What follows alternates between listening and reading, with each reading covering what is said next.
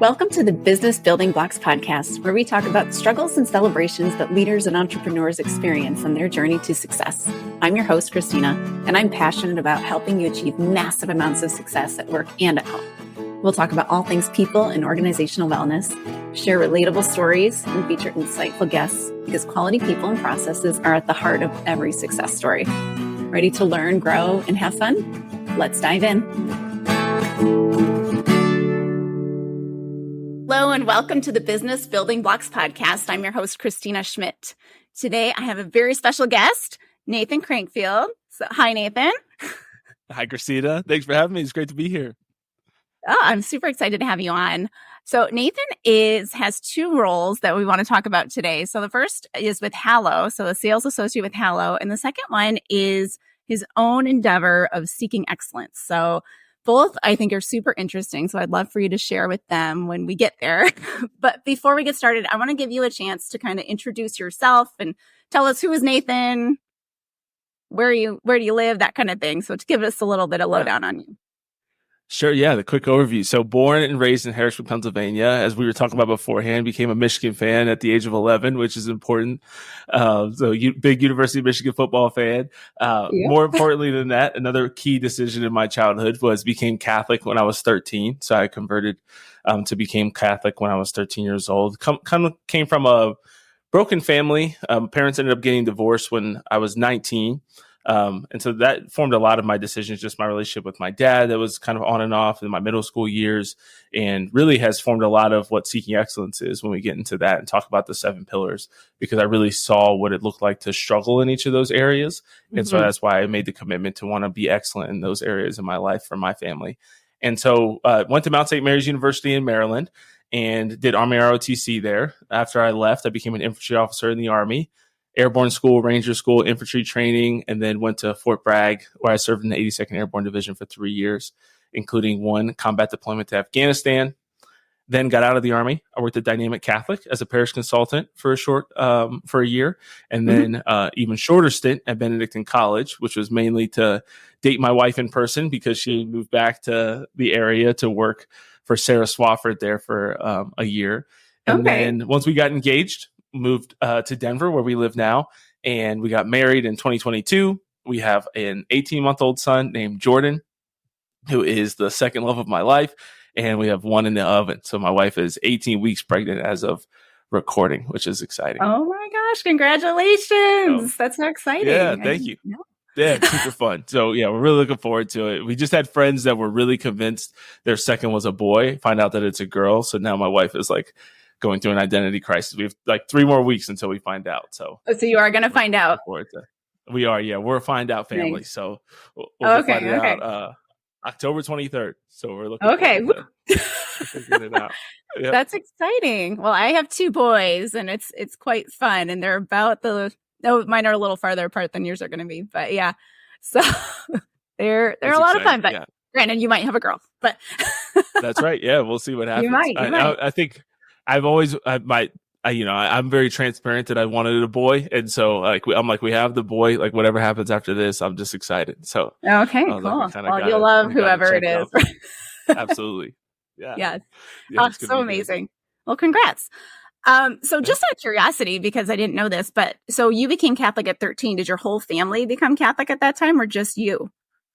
No, there was about 4 years when I was the only Catholic on both sides. So I was the only Catholic in my family. And my mom converted. I was her confirmation sponsor when I was 17 or 18. Oh my gosh, that's so amazing. The next one. Yeah. Then her best friend and her 2 kids ended up coming in the church about a year after that, I think. So. Wow. Okay. So I had 2 sponsors done. I had been a sponsor twice by like 18 or 19, which was really, really cool. That's amazing. And so I feel like a lot of the work that you do now is kind of ministry. Like, did you always know you wanted to do some kind of work, like ministering sort of work?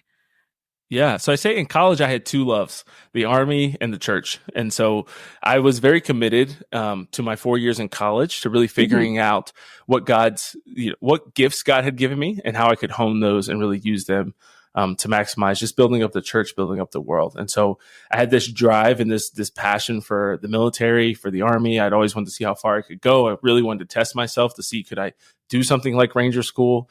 Hmm. And my original vision was to be on a SWAT team afterwards. So I wanted to be a police officer Yeah. after the Army. The other thing that I loved in college, I did all types of volunteering. I did Special Olympics, Habitat for Humanity, Big Brothers Big Sisters, volunteered with the police and the PAL program with the inner city kids, doing all kinds of different things, mission trips foreign and here in the US. And so did as much as I could to kind of really feel like, what am I most passionate about and what am I best at?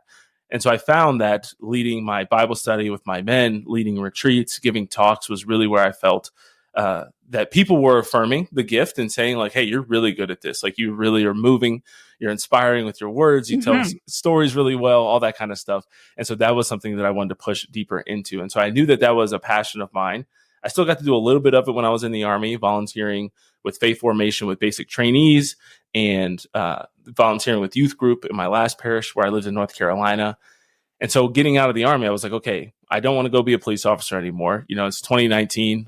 I think that my timing for that, no matter your political stance, whether, COVID and 2020 with George Floyd situation, it was not a great time to be in the military or to go become a police officer. And so I don't know how, by the grace of God, I was steered out of both of those things and found the job at Dynamic Catholic, which for me was, like I always say, my Derek Jeter to the Yankees organization, like what I had just dreamt of working in college. Dynamic Catholic, Matthew Kelly books were really big for me in my Hmm. journey Hmm. with the Lord. And so that was like my premier organization in the church. And so I got the job there as a parish consultant.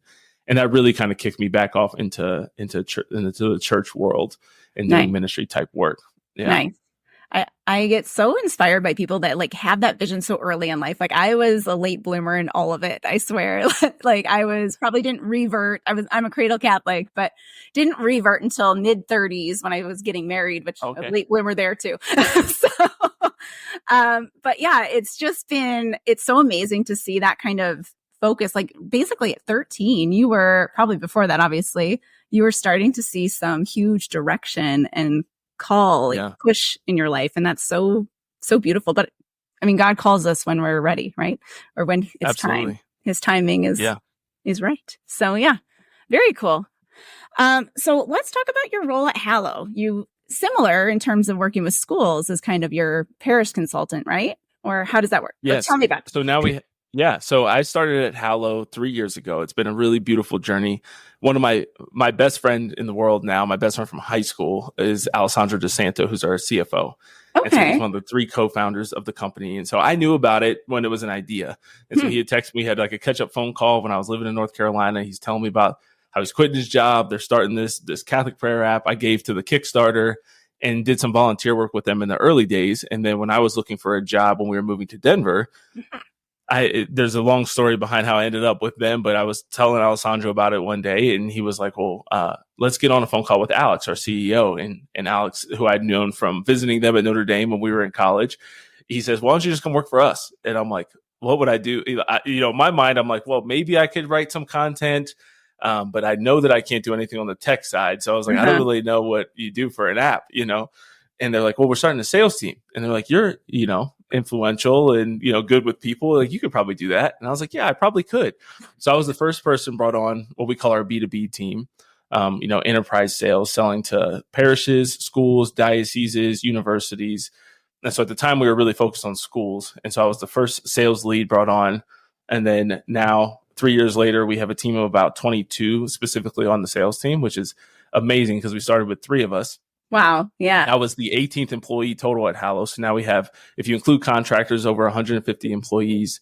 And our B2B team is now 22, going to be 25-ish here soon, Yeah. which has just been amazing. So now I'm the manager of the sales leads on the team and Hmm. getting to see it grow and that business side and just getting the full immersion into the business world through working for a Catholic mission, but a for-profit company has been really awesome, really, Yeah. really cool. I love the mixture of the two, and it's been a huge blessing to have that role. That's amazing. And I think the work, like I listen to the Hallow app. I use it. Probably not as much as That's some awesome. people, but I use it. And Sure. We have some power users for I sure. would imagine, yes. Yeah. I use it for the Bible and the daily reflections primarily, and the trivia. I'm really into the trivia. Nice. But That's amazing. it's such a great app to have because in this world of where we're at, like to be focused on, growing our faith, spending that time in the quiet, because we don't do the quiet. And so I think it's beautiful. I could do sporadically listen to the ones that are making you be quiet. I'm like, ooh, that's good for me. Somebody making me be Yeah. quiet is good. So yeah, beautiful. So as far as your role there, like what's the goal? What's the vision there in that one? To like get into a bunch Yeah. of So schools, or what's the goal? yeah, exactly. So we partnered with over 500 schools now across the country, and now we have a new parish partnership. So the goal is to scale that and to partner with as many parishes as we can over the next few years. And so, yeah, we've been really become kind of the next phase of the company, of really trying to invest into the B2B team. We've kind of proven the first 3 years was kind of proving that this works, that we can do this, and that we can be impactful, obviously, on the mission side, because we always look at things from both the mission and the business perspective. And so we want it to make sense for both anytime we make a decision. And so the mission side is just realizing that, we have over 650 million prayers have been completed in the app. When I joined, I think we were celebrating 10 to 25 million prayers completed in the app 3 years ago. And I always like to clarify when I say that I do not take credit for the exponential growth in that way. We've obviously contributed to it in some way, but it's been amazing to see the individual adoption. Over 20 million downloads, been the number one Catholic app in the world for years now. And we've helped a lot of individual people. So now we want to see, how can we help the church? How can we help a parish, a diocese, to grow closer, to have better communication between the bishop and the people, so that you're not just hearing from your bishop during the annual Catholic appeal, or some other time where they're raising money, right? How can we make it so that pastors are able to speak to their people and have better communication, not just on Sundays for an hour, but actually have spiritual experiences where people are growing together, albeit while they're apart, right? While they're separate and they're in their homes and they're going to work and they're doing things, and they can pray for each other in powerful ways. So that's our next phase, is how can we help the institutional church? That's been one of Alex's founding goals and his vision for a long time. But we knew we needed to build out a big library of content and really make something excellent before we brought it to the church, to try to help not just individuals, but the institutional church. So fantastic. Like the Yeah. thought that the leaders have, like, so Alex has such a great vision, and he's trickled it down that everybody feels excited about it. Like, it's just, that is like what an excellent company culture feels like. And I don't think that's as rampant in the world as it should be. That's my mission in life, is to make that rampant in the world. So that's awesome. So happy to hear. Yeah, it's beautiful. I always say I'd say it's the best company in the world. And I don't take that lightly. I think it's really, really a unique and special place where they do try to make it the best job you've ever had. They've told me that since day one. And that's always been a mission too, for making it enjoyable for the employees, but also trying to build the best team that we possibly can. So having really high standards, and obviously having a really, really important mission. And so we get these beautiful user testimonies and stories of people who have used the app to, we've saved, people who are on the verge of taking their own life, people on the verge of divorce, people on the, dealing with drugs and alcohol addiction. I mean, you name it, right? People who have just been in despair and feel like God doesn't love them or care about them, or has never spoken to them before. And so when you get these beautiful things, I mean, it's really easy to get out of bed in the morning and realize that you're doing something important. But the leaders do a great job of still doubling down on that and really tying in each one of our roles, whether you're just editing the audio, or you're somebody that's, doing marketing, or you're somebody that's doing sales, or even the background for the sales, that, hey, you contributed to this high school kid finding God and having what we hope will be a lifelong relationship with God because of the work you do. So beautiful. We all have to serve our part in our mission, basically. So awesome. That's right. So I want to hear more about Seeking Excellence. I've listened to your podcast. I checked out the website a bit, but just tell me about it. Just give me the once over of it, and then we'll dig in. Yeah. So Seeking Excellence really came about from, I always say, from my college experience. So going back to my family situation that I talked about, getting to college, not really having any, especially Catholic men that I could look up to in my life, or Catholic role models really in general. I got to college and I was like, okay, this is truly a fresh start. I have an opportunity here to become somebody that I'd respect, that I want to be, that I think is going to live a fulfilled and purposeful life. And so I just had to ask the question, what's the best way to live? Like, how do I become a great man? What does greatness and success look like for me? but not just on this individual, like over individualized sense, but also just like objectively, what does it mean to be good? What does it mean to be great? So the Mount did a great job.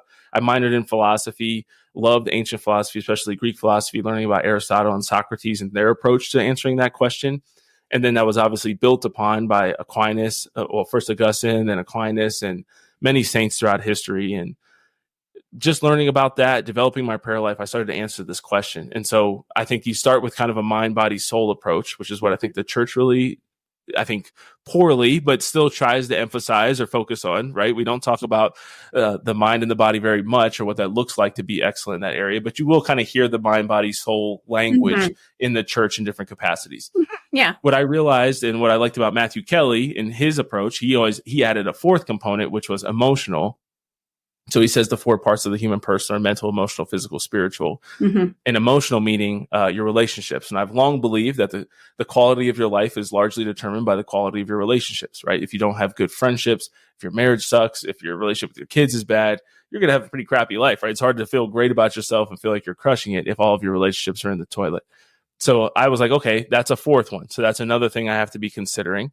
And I'm discerning marriage and, thinking about those things early and trying to figure out, okay, what kind of person would I want to marry? What kind of spouse do I want to be? What kind of father do I want to be?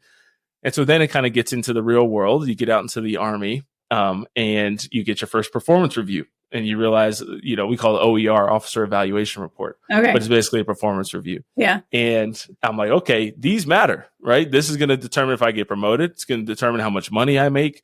I realized with my parents growing up that money was a huge point of conflict in their marriage, and that it's one of the leading causes of divorce. So going back to the relationship stuff, I'm like, okay, that's going to greatly impact my marriage and how I provide as a father. It also affects my spiritual life because the way that I manage my money, God has a lot to say about it. The Bible talks about money a lot, right? And so I'm learning all these different things and putting it together and saying, okay, so professional matters as well. So I add that as kind of a fifth pillar.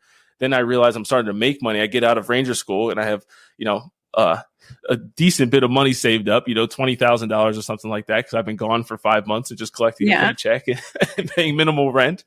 And so I'm like, okay, I have all this money, but I'm like, I don't know what to do with it. And I went into the Army at $300. So now I have $25,000. I'm like, I don't want to just buy a new car and, be broke forever. So I'm like, I got to figure this out. So added the financial pillar. And then my last one, the seventh pillar that I talk about and how I kind of built this out, was what I call the social pillar. And the reason why that came is because I also realized the six that I talked about, not only do they impact each other and they're very intertwined and they impact your spiritual life as well. I think that they're some of the main ways that the devil utilizes to pull you away from God, right? He'll utilize poor mental health to pull you away from God.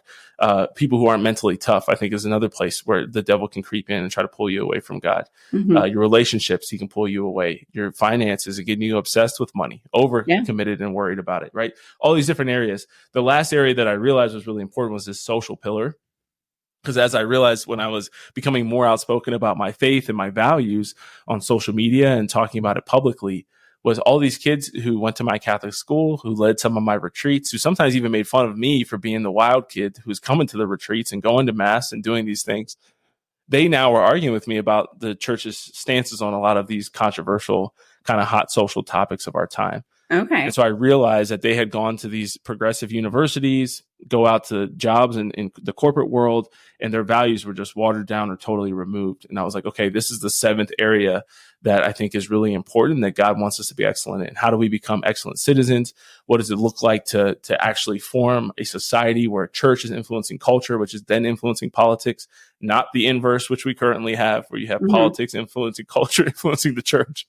And so it's like, how do we get that rightly ordered? And how do I understand these things and be able to articulate my values and what I believe so that I can form my children, most importantly, but also share these values and try to restore some sense of sanity in the world. So that was a long answer, but that was really how the seven pillars came about. And so I started podcasting about them, writing about these ideas, and giving talks in person at conferences and things like that as well. Yeah. Did you find when you were developing them that they kind of kept morphing? Like the more you talked about them, the more you did all of those things. Like, did you find that they kind of started maybe not morphing, but like getting deeper in some way? Certainly. Yeah, I have subcategories in each one. So I have this thing that I use with people called the examination of excellence. Okay. So that's like a 30-minute exercise of going through and rating yourself from 1 to 10 in all the subcategories. So under mental excellence, you'll have like mental health, you have mental toughness, you have lifelong learning. I think that's really important. So I call that like the exercise of your mind. The physical, you're going to have health or nutrition, sleep, exercise, and then you can break even those down into different categories too, right? So it can really goes deep, and you realize it's this lifelong journey. And I always tell people, especially with the examination of excellence, that you want to have this kind of grade point average approach to it, where the goal is not to have 2 A's and 3 F's, right? Like the goal is to have a 3.5 grade point average. Yes. It's to be on honor roll, right? It should be on Dean's list. And so your goal is, it's okay if you're B pluses across the board or you're B across the board. Like that's pretty good. But once you start realizing, I'm kind of D in finances, I haven't budgeted in 7 months and I don't really know where my money's going, and I have like some credit card debt racked up, then that needs some emphasis for the next few months. And maybe you take some time away from some of the other things so that you can focus on that for a little bit. So it's constantly shifting. The balls are all in the air. You're going to drop some of them. They bounce back up, or if they don't bounce back up, you got to remember to pick them up after a while. So exactly. Yeah. Sometimes you got to kick yourself in the pants to get it going again. Right? Certainly. Yeah. No, I've been working on mine. So I have like what I call a cornerstone framework, and it's basically for a leader. And so it's leader, then strategy, and I kind of have subcategories of personal and business, then the team, then metrics, then processes, and then it's all continuously improving. And so it's kind of a 6-stage thing. So it's a similar way, but I keep building up. It's like, well, because there's so much in the leader section, right? And it's a lot, I think, of what you're working on, because it is about developing that whole person. And there's so much depth to it. So I love that you've got this very structured approach. Now, is there an order that people should work on it? Or is it like you just pick whatever you need to pick? Or how does that work? Yeah, it's a great question. I think that the spiritual one, I kind of use it as like a tent analogy, right? Okay. So the spiritual one is that central pillar, and all the other ones are around it. But that's kind of the foundational one. So I would say if you're a 0 across the board, that is obviously the one that you need to start on first. If you're Catholic, going back to confession, starting to develop a daily prayer habit, going to mass every Sunday, starting to do the minimums of what the church expects or asks of us, is the place to start. Outside of that, why I like the examination exercise is you kind of get to see which area needs the most help.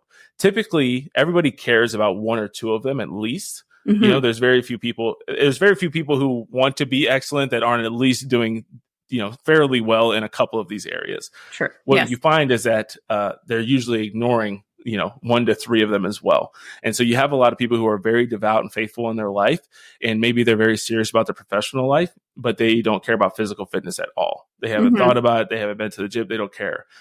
Or you have somebody who does care about fitness and they care about their spiritual life, but they haven't read a book in 3 years, and so you very clearly start to expose some of those things. And so the area that's the lowest, that's the place to begin. And I think picking 1 to 3 things that you want to start to implement over the next month or quarter is the way to do it. This is a long-term, I always say, like, my vision is just to be absolutely amazing when I'm 50.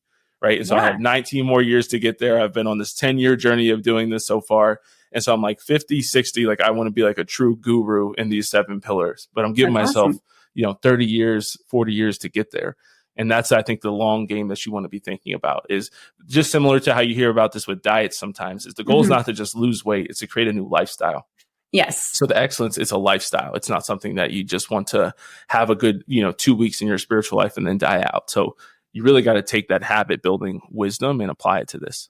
Absolutely. I always say that it's like all of this stuff is, so this is me pulling my math geekiness, because I'm an engineer I went to school for engineering. Yeah. It's asymptotic. So to teach everybody about math. So an asymptote is basically, it's that line that this curve will always approach but never touch. And I feel like excellence in perfection and continuous improvement, like that is, we're never going to get there.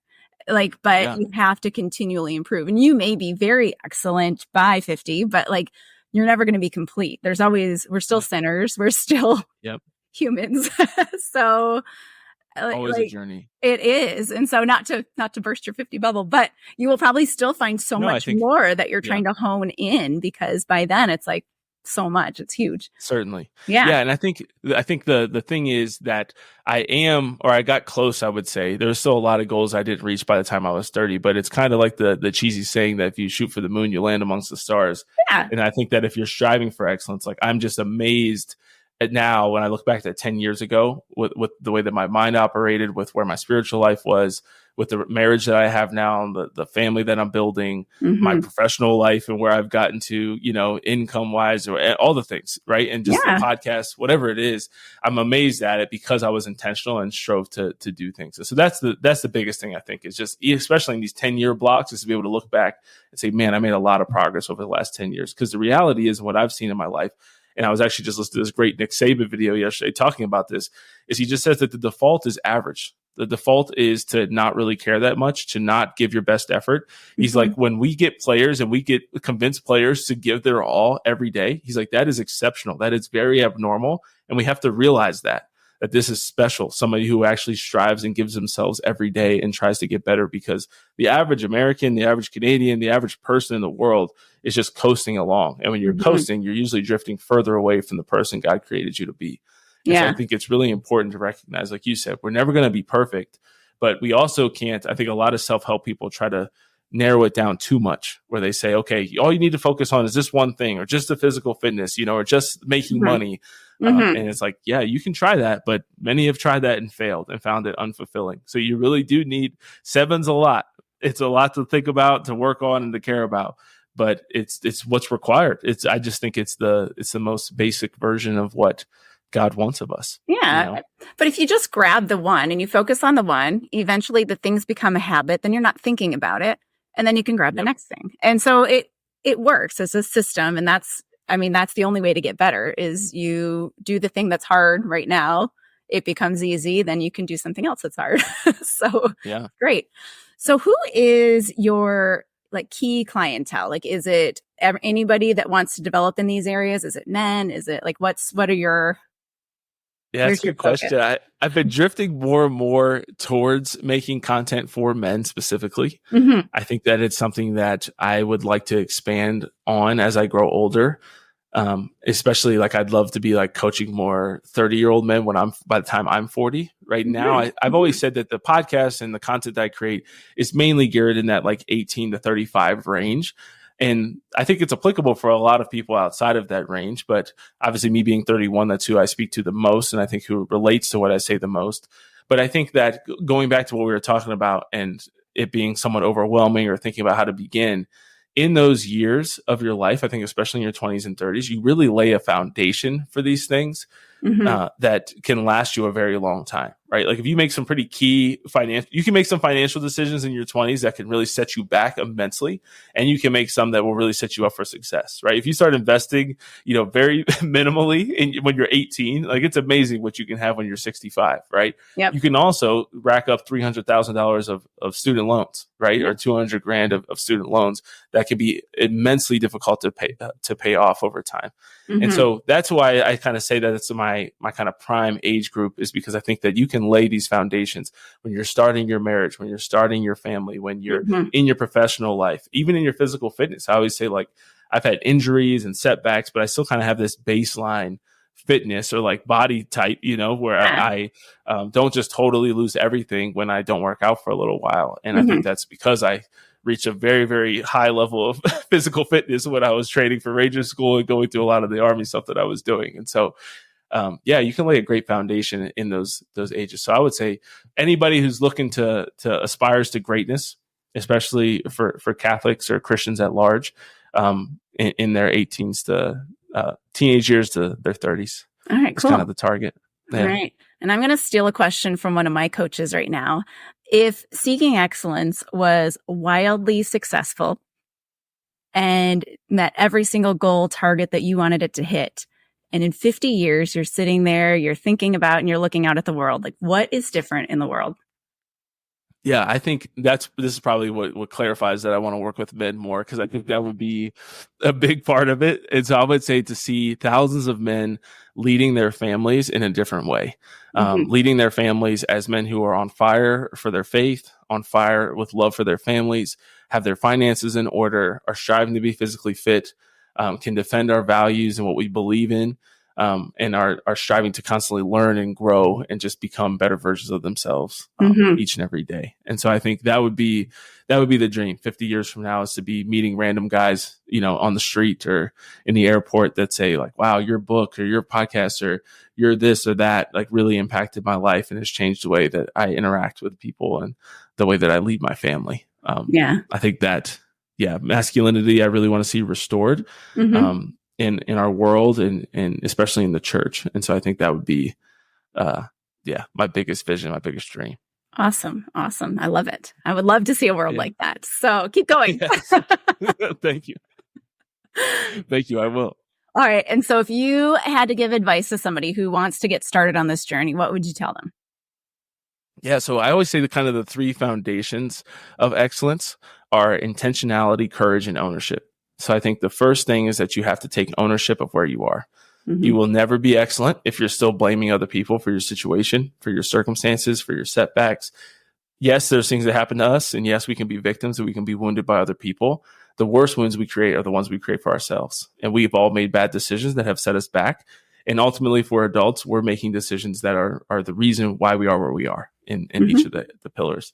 So I think owning that first, then being intentional with everything we've talked about already, with creating a plan, selecting 1 to 3, don't get overwhelmed, just start focusing on a few things here and there, and holding yourself accountable in some way. And then the third part is you have to have courage to actually do it, right? If you're going to the gym for the first time, if you're going back to confession for the first time in a long time, if you're trying to restore a relationship that's important in your life, right? If you're trying to sit down, even budgeting, right? Or just trying to learn about money for the first time, it's daunting. Like these things are scary. They're daunting. And it's difficult. And we're not living in a time or a world now where we're trained to be courageous, where we have to do a lot of difficult things. And so you can recognize that can be a heavy lift for a lot of people, but it takes courage to be excellent. It takes courage to not just learn what you believe and learn our values and learn what the church teaches, but to be able to articulate it and say it to somebody who might very well disagree with you, even strongly. It takes a lot of courage. So each of the pillars takes courage. So I would say responsibility, take ownership for where you are. That's the only way you're going to believe that you can make a change, is if you're the one that got yourself there, you're the one that can get yourself out by the grace of God and with his help, of course. And then making a plan. And then lastly, having courage to actually execute it. Awesome. Love it. So what is exciting? What's coming up for Seeking Excellence right now? Yeah. So my big project for 2025, I'm obviously continuing the podcast. I've had a locals channel for about a year where I have supporters there, and share a lot of additional content and things like that, which has been really fun. But my big project for 2025 is I've wanted to create this Excellent Life program. And so this is going to be a year-long program where I'm going to be meeting with people monthly. So it's going to be a coaching program where I'm going to be meeting with them monthly. There's going to be assigned reading. There's going to be extra additional videos and kind of formational content. And then we'll obviously be leading with the examination of excellence and doing similar tracking and accountability weekly throughout the year. And so I'm really excited about this, and I'm trying to select now. I've had a number of people apply for it, but I'm going to start with just 5 for 2025. Okay.